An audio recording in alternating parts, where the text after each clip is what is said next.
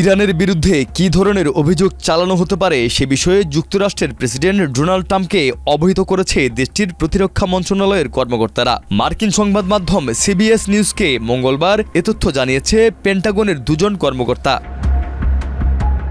তাদের ভাষ্য অনুযায়ী ইরানের সম্ভাব্য হস্তক্ষেপের অংশ হিসেবে দূরপাল্লার ক্ষেপণাস্ত্র নিয়ে সাইবার হামলা এবং মনস্তাত্ত্বিক ক্যাম্পেইনের পরিকল্পনা ট্রাম্পের সামনে তুলে ধরা হয়েছে। 72 ঘন্টা ময়েশ্চার লক সমৃদ্ধ লিলি বডি ওয়াশ শিয়া বাটারের গুডনেস স্কিন রিপেয়ার করে রাখে সফট ও গ্লোয়িং।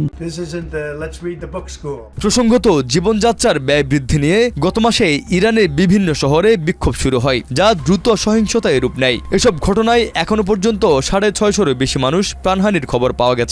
এই পরিস্থিতিতে বিক্ষোভকারীদের ওপর দমনপীড়ন চালানো হলে হস্তক্ষেপের হুমকি দিয়েছিল মার্কিন প্রেসিডেন্ট ডোনাল্ড ট্রাম্প।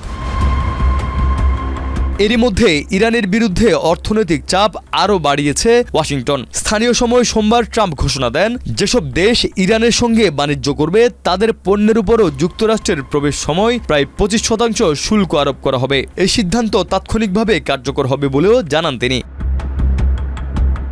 যুক্তরাষ্ট্রের এমন হুমকির প্রতিক্রিয়ায় ইরানের পররাষ্ট্রমন্ত্রী আব্বাস আরাগচি বলেছেন, ট্রাম্প প্রশাসনের সঙ্গে আলোচনায় বসতে তারা প্রস্তুত, তবে একই সঙ্গে যুদ্ধের জন্য ইরান প্রস্তুত রয়েছে বলেও সতর্কবার্তা দেন তিনি।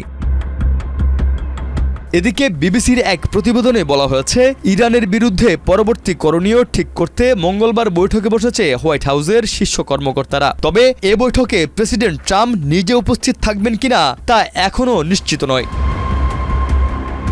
এর আগে ট্রাম্প জানিয়েছে, ইরানের বিরুদ্ধে কঠোর পদক্ষেপ নেওয়ার পরিকল্পনা রয়েছে তাদের। তিনি দাবি করেন, ইরান আলোচনার প্রস্তাব দিলেও কোনো সমাধানে যাওয়ার আগে প্রয়োজনীয় ব্যবস্থা নেওয়া হবে।